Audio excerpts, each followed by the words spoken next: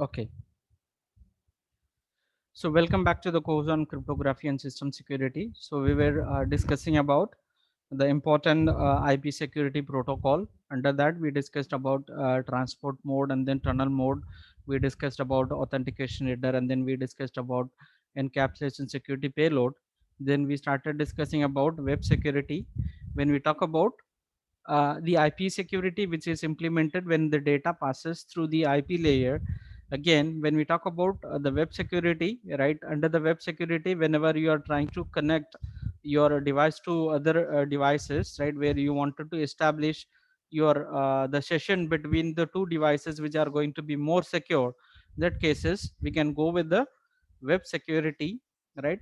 So this can be web security can be implemented with the help of the two protocols. One is secure socket layer and then transport layer security. We were discussing about secure socket layer with the different parameters, right? We were discussing about SSL record protocol, right? Under that we discussed about no different uh, parameters through which the security can be implemented, right? Chain cipher protocol, SSL record protocol, right? We discussed about the packets are divided into segments and then it is applied for the compression function. After compression, right, the data will be applied to the message authentication code process, and then the code MAC will be generated.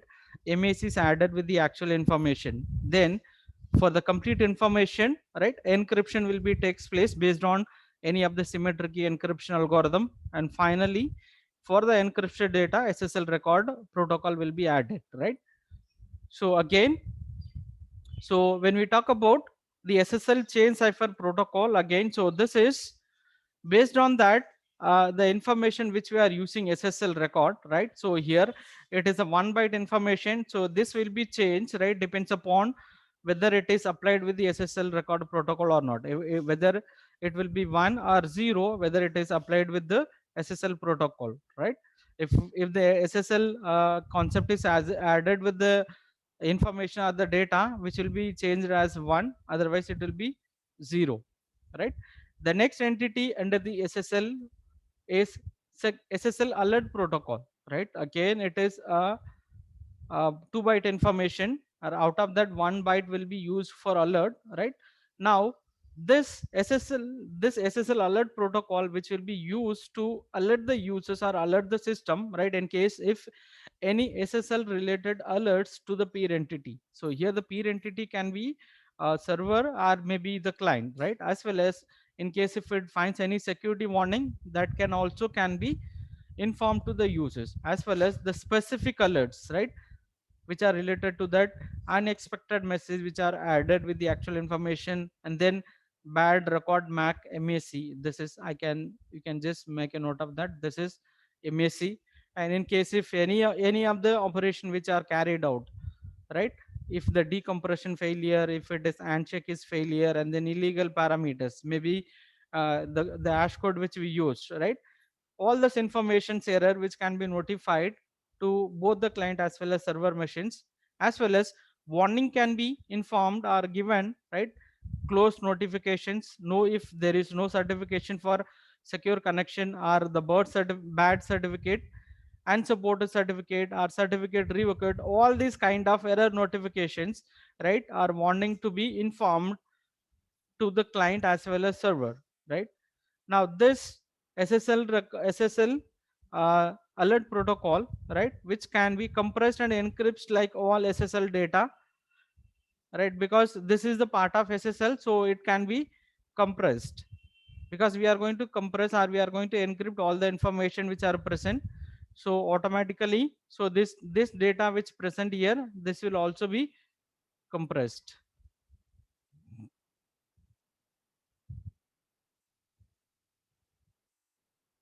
right? Next, we'll discuss about an handshake protocol. Handshake protocol, here this will be used to establish a secure connection between the sender and receiver, right?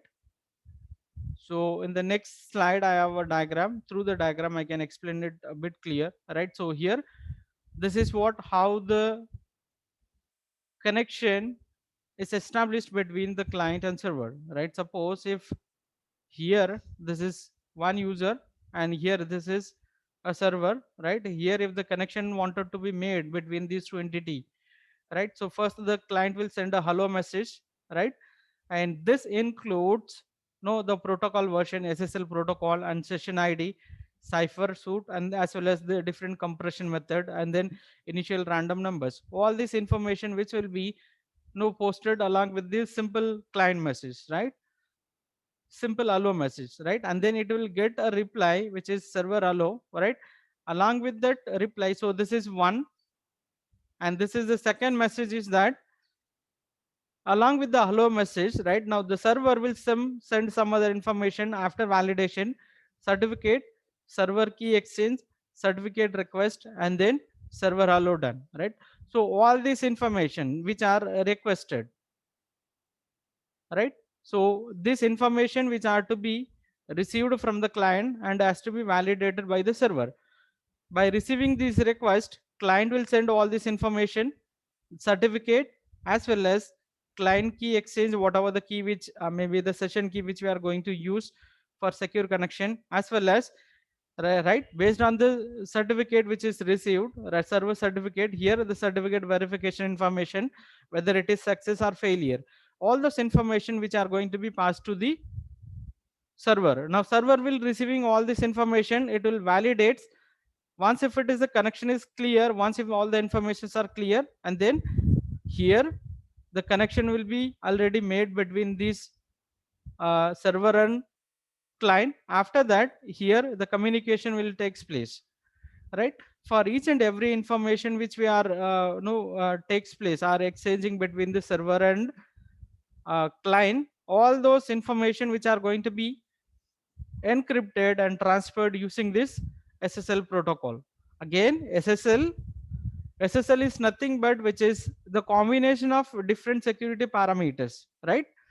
Encryption keys, as well as no establishing a secure connection between the sender and receiver, as well as authentication protocols, as well as no checking the integrity by means of applying hash message authentication code or any one of the hash functions. All these techniques which are combined in order to provide a security between the client and server. Any queries regarding this handshake protocol?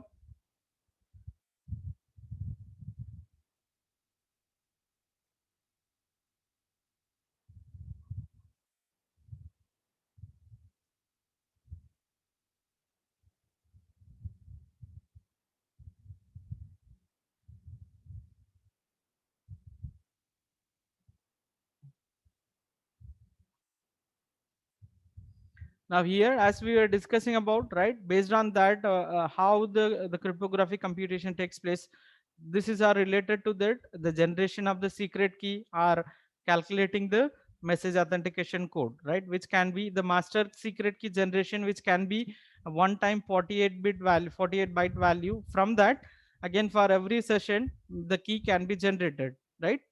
And again, in order to exchange the key, right, which can be used, maybe the Diffie-Hellman key exchange algorithm, which can be used to exchange the key between the client as well as sender. Again, in order to do the authentications or check the integrity, right, this message authentication code which will be created, and that will be uh, transferred to the receiver. By receiving the message authentication code, again you will use the same function in order to calculate the message authentication code, and you will verify whether the received message authentication code is correct or not, right? So this is a simple logic how the hash function as well as message authentication code which are used to check the integrity whether the data has been received without any modification, right? Next, this is an another version, right, which is a transport layer security. Sorry.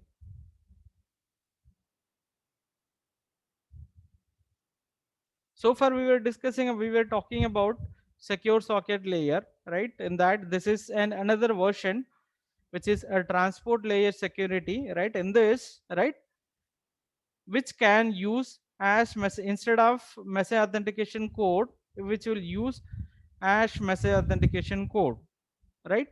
So here in the hash message authentication, just can you recall the concept which you studied under the hash message authentication code, right?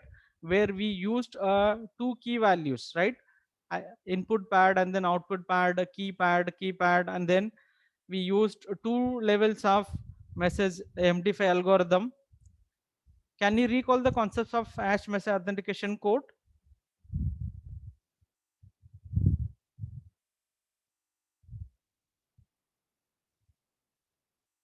That is the only difference between the transport layer as well as, I mean, TLS as well as SSL, right? So here this is to recall the concepts, right? So here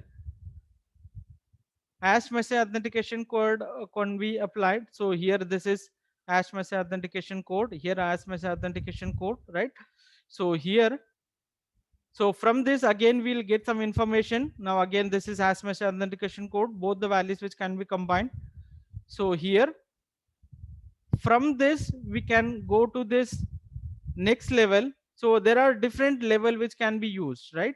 So based on the information, right, as we know that when we wanted to improve security, right, the security can be applied with the different steps, or security can be defined based on the different parameters. The first one is your input size, and then key size, and the number of round function which you are using, as well as strength of your encryption and decryption functions, right? So here they are applying this hash message authentication code multiple times. Encryption, actual information, hash message authentication code. Again, they are applying hash message authentication code. Again, they are applying hash message authentication code, so that so they can increase or they can add the level of integrity checking, right? Whether the data has been compromised during the transmission. The more number of times they are no increasing, right, by the way the security will increase. But one thing along with that, if the number of times or number of encryptions are increases, automatically the computational cost as well as resources which will be required, which will increase more, right? Now this transport layer security, right, which can be implemented based on this HTTP over SSL, right? Now when we implement this SSL or TLS, right, so here which will use 443 now. So we know that which is 80 is the port through which the your web browser or maybe exchanging the information through the browser, right, which will be transferred, right? When we use this HTTPS, right, all the information which are going to be transferred through the port number 443. This is another important thing which you supposed to note, right? Again, so this which will encrypt your complete URL as well as the complete contents, and then farm data, cookies, all the HTTP address, right? So when we use this HTTPS, right, HTTP Hypertext Transport Protocol, which is secured, or secured HTTP protocol, right, which will use port number 443, right, which will completes the encryptions of all the information which you are transmitting, right? So now this is what type of encryption or what type of communication it is. A link to link encryption, I hope this is clear. Sorry, end to end encryption from your browser to the web server, whatever the information you are transmitting, right, whether it is your login information or maybe your no maybe the session information, product information, maybe payment information, all those information which are going to be transferred in the form of encrypted versions.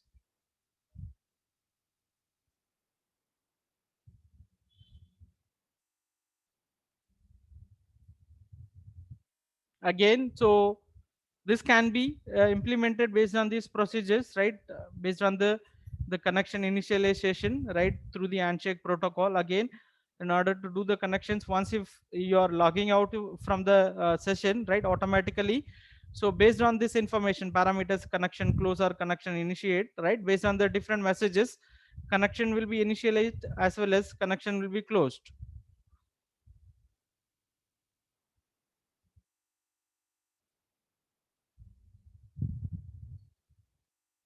Next, we'll quickly revise. I will try to understand and another versions, right, which is secure shell, right? So when we talk about a secure shell, right, so here so far we discussed about whatever the information which are transferred through the browser right now.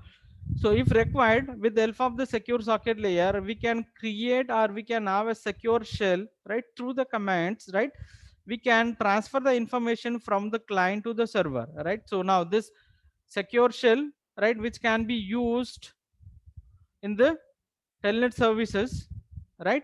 So when we talk about telnet, right, if you wanted to access any server which is placed in the remote, right, where you need to use a telnet protocol, telnet followed by the destination server IP address. After that, it will ask you for to enter the credentials by entering the login as well as, I mean, the passwords, right? Username and password, right? It will do the authentication. After that, the secure connection will be established, right? So here, the secure shell through which only an authenticated users will be allowed to access the resources, right? So here, with the help of adding one more level of authentication, right? Authentication will takes place through the secure shell, and then the connection will be established. Then only your data, whatever the data which you are going to transfer, which are going to be delivered to the receiver or web server, right? Now when we talk about SSH secure shell, so these are the informations are the parameter which which presents in it, right? IP and then TCP. Now this is SSH transport layer, which is secure shell transport layer, right? So which provides server authentication confidentiality. So here I was explaining about that. In order to use the secure shell, right, first of all you need to authenticate, right? You need to enter your credentials through which you will be authenticated. So and then the confidentiality as well as integrity will be achieved. After that, right, based on the key which has generated by the server, your entire data which are going to be transferred in the form of encryptions similar to the previous one. So here authentication protocol, again the connection protocol which will be used for authentication, which will use to authenticate the client and server, right, whether both the entities are authenticated. Again the connection protocol which will use how the data are transferred in the encrypted version,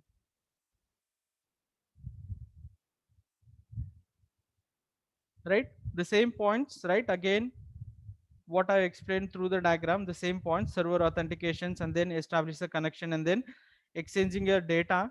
These are the common steps. Again I was explaining about that the different messages, right? The request will be made based on this SSS message, user authentication required, right? Again if it is okay, it is success. In case if it is failure, it will show the, suppose if you are entering the wrong password or wrong username, you will get the failure message, right?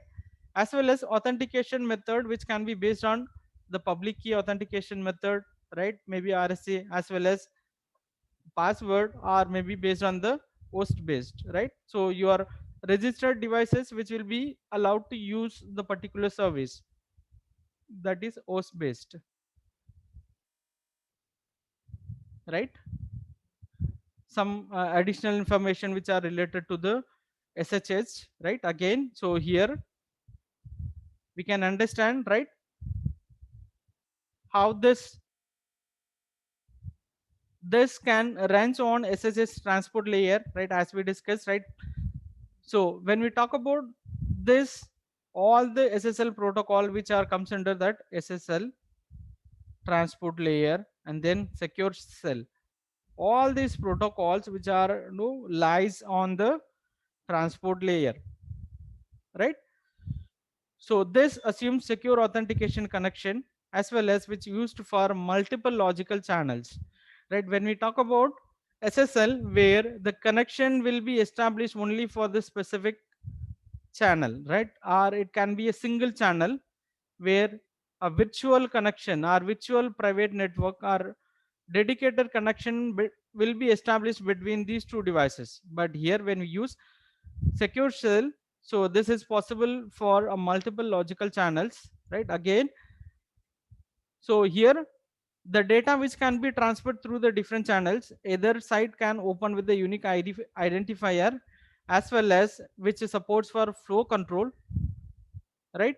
And some other information stages are opening a channel, data transfer, and then closing a channel. So based on the request messages what received, connection establishment, data transmission, and then connection close, right? So this is very similar to the handshake protocol, right?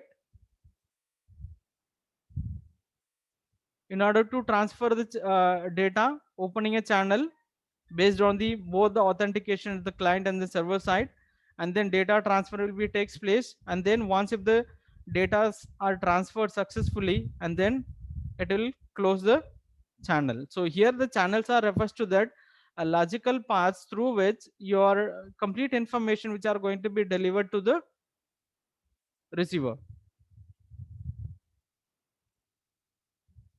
right? So here port forwarding, suppose we studied about what is the purpose of port scanning, right? In case if the ports are not, suppose if you are trying to connect the devices through the different intermediate devices, say for example, and if I have installed if I am trying to access a software which is installed on the virtual box. See, my laptop is installed with the Windows operating system. On the Windows operating system, I've installed VirtualBox. On the VirtualBox, I've installed Kali Linux.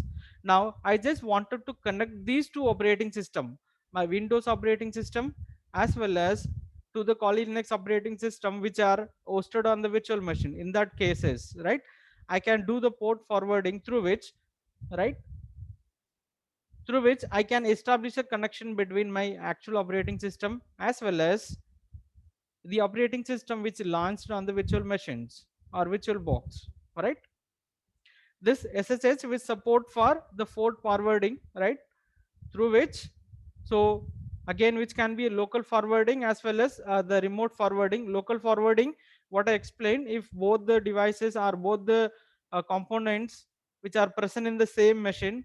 Suppose if you wanted to forward an information, see here my operating system and VirtualBox Kali Linux. So this is local forwarding within this system. Suppose similarly you have another window machine, VirtualBox on Kali Linux. If you wanted to communicate from this operating system Windows OS to this Windows OS, first I will be forwarding this information to the VirtualBox, to the VirtualBox to the another remote VirtualBox, from the remote VirtualBox to the remote operating system IP. So where the port forwarding will takes place. This is called remote port forwarding. Any queries regarding the topics which we discussed so far?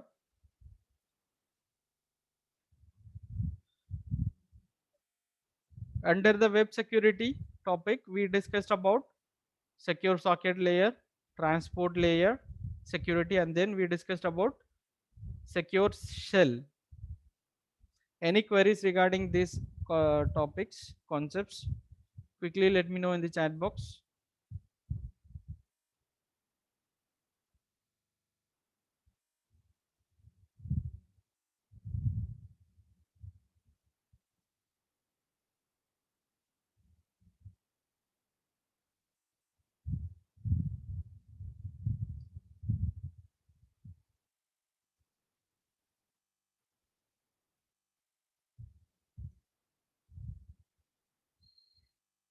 Just give me a second. I'll open another PPT.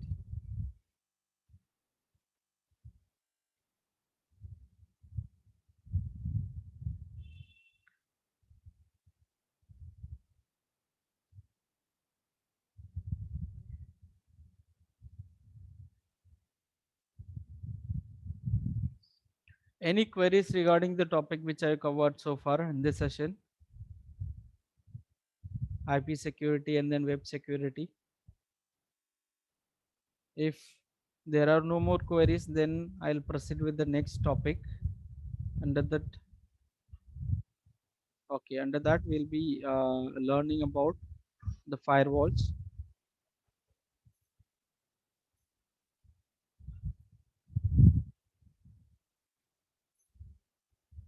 So next topic we are going to discuss is the firewall and the intrusion detection system. We'll quickly move into the topic, right? So generally the firewall, which is in the ancient days, right?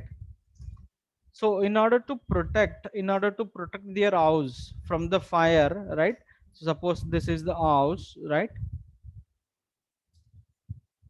Right? They have protected this house with a higher compound, right? Compound was built in the height, so this will avoid no spreading the fire from one house to the other house, right? So similarly, when we talk about the firewall in the computers, right? See, we are every day we are trying to access the internet, right? So we are not sure that whether we wanted to uh, whether we are using the trusted users or whether we are communicating with the trusted system or not, right? In that cases, right? So when we talk about the firewall, which is a security entity through which we can try to protect our device or internal network, right? Now, so this is a diagram through which you will understand. Now this is the internal network which you wanted to protect, right? Now from this you are trying to connect to the external network, right? So this is the external network, and if you wanted to protect your internal network, where you can place a firewall over here. This is very similar, right? Now this the firewall is a single choke entry point through which only the data inbound as well as outgoing data or information which will flow, right? So for example, if you have a building, right, you will have only one gate, right? So where you will have the security, right? If any person comes inside, you will check the identity card and you will be allowed. Now this is only the single entry, right, where all the incoming as well as outgoing persons will be identified, or no, they will be checked, and if they are genuine only they will be allowed to enter inside. Similarly, in the computer network, if you wanted to protect your network from the external network, right, where you can use this the firewall which has to be placed in between your internal network to the external network. So this is the entry point. If any information which comes from the external network, first of all it will reach the firewall. The firewall will decide that whether this information or this connection or this packet to be allowed to enter into this your internal network, right? Now this has the facility, or maybe this will have the features that whether this incoming packets, all the incoming as well as outgoing packets from your network to the external network, right, whether it can be allowed to penetrate this device which is a firewall, right? Only the authorized or only the allowed or registered source packets will be allowed to enter into your device. Okay, I hope this is clear. When you talk about firewall, right, which will be a single choke entry point through which only all the information in and out to your network which will takes place, right? I was explaining what is the firewall orally, right?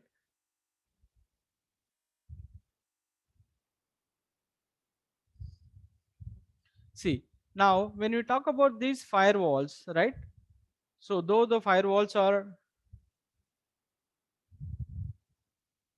which is secured, right? So there are certain limitations. The firewall cannot protect attacks by bypassing it. See, say for example, if you are using some other websites to access the particular things, filter bypass and maybe proxy, right? So this will divert the link which will not pass through the firewall. Suppose if you are place a firewall, and so this will overlap the process of the firewall, right? The packet will not be forwarded to this channel, right? So this is simply, right, if you have the compound to protect your wall, and if you have only one gate, right, the person who comes through the gate and he will be checked. The person who is jumping the compound and who is coming inside the building, and it cannot be protected. Similar kind of things, right? If the system which no bypasses the firewalls, which cannot be detected, right? As well as it cannot be protected from the internal attack. Internal threats means of if any illegal users or any maybe no short minded employees, if he is doing any damages to the devices which cannot be detected, because it completely depends on the employee. If the employee is purposely is doing some damages to the resources which cannot be protected, right? Again, it cannot protect the access through the wireless LAN, right? Again, which is a, which will provides a dynamic allocation of the IP address, right? DSCP, so that it cannot be the IP address which is assigned to the devices, right, which cannot be filtered out, right, and cannot be protected again the malware imported via the laptop. So here, if your own devices which are no equipped with the viruses or malwares, right, if any of the storages which is no as the viruses or infections, right, which cannot be protected. Now make sure that this the firewall is not an antivirus software. So this is just to check whether the person, whether the packet which is entering into the network is the authorized one or not. Other than that, it will not provide any other types of security, right? So these are the limitations of the firewalls.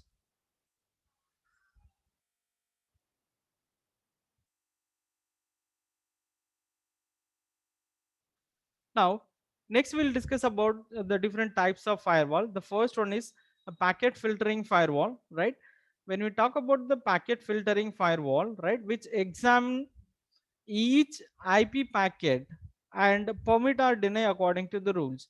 Say for example, and we have our the college network, and if you are having the firewalls, and if I'm restricting the student to not access the facebook.com, what I can do is that I can write the rule, right? So where my Facebook will be locked, right?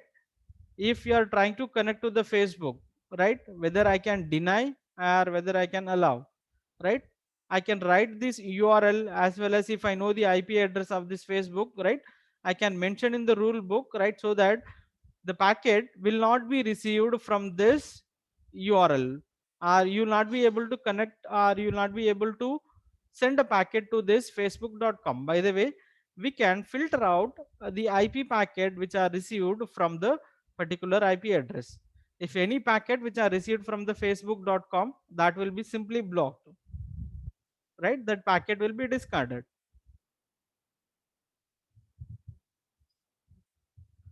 right?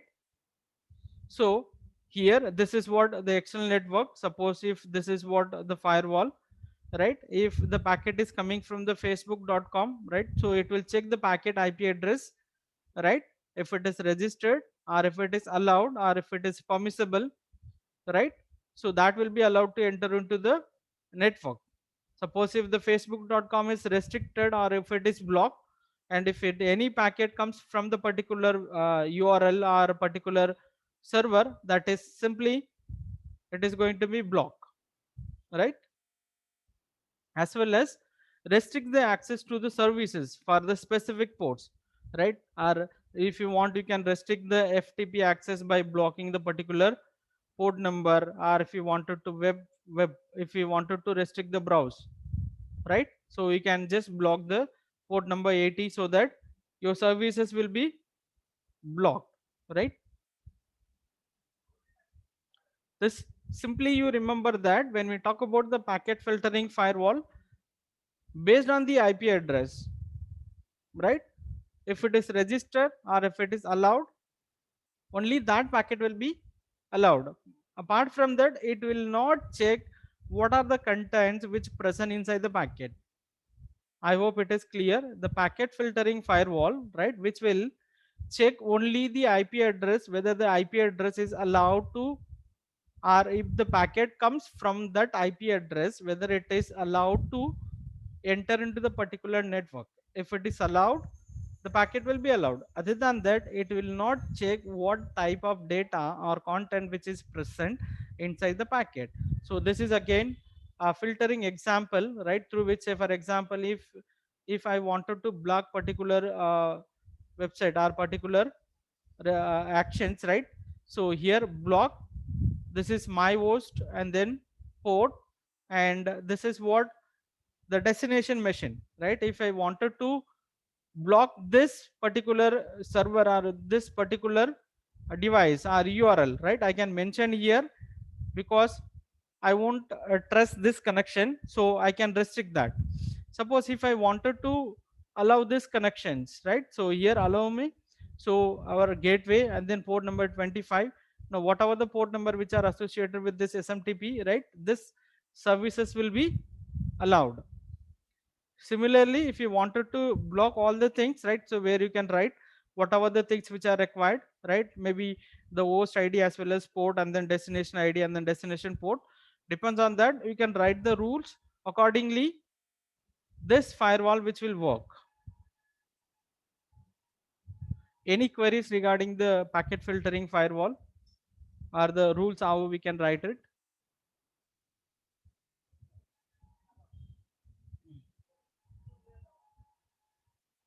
Now this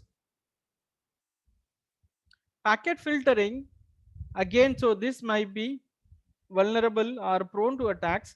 IP address spoofing, what is mean by this IP address spoofing means, right, attacker will send an IP address, right, which are like the addresses, right, which are registered with the firewalls, right, a fake source address which are likely to be trust, add a filters on a router to block, right. So here IP address spoofing, attacker will fake a source address which are registered with the firewall, right, so that the attack the packet filtering firewall which seems that, which no see the packet, and if the IP address is correct, and it will allow, but it will not make sure that whether the IP address is, or whether the packet is coming from the authenticated users or from the attacker.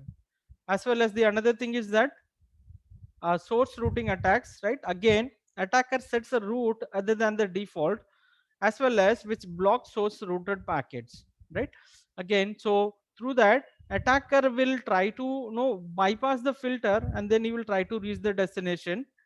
Again, the another possibility of attacking which may takes place in the packet filtering will be the tiny fragment attacks, right. What he will do is that, suppose if the attacker wanted to do some malicious activities on the target machine, instead of sending a single packet, what he will do is that he will divide the messages into the multiple small packets, right, and that packet which can be received, after that combining it will seems like a complete malware, right. Again, so as I mentioned, this packet filter will not check whether the code is as some malicious, or maybe the it has some intentional codes or not, right.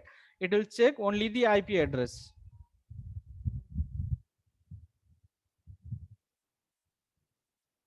right. So any queries so far whatever I covered? So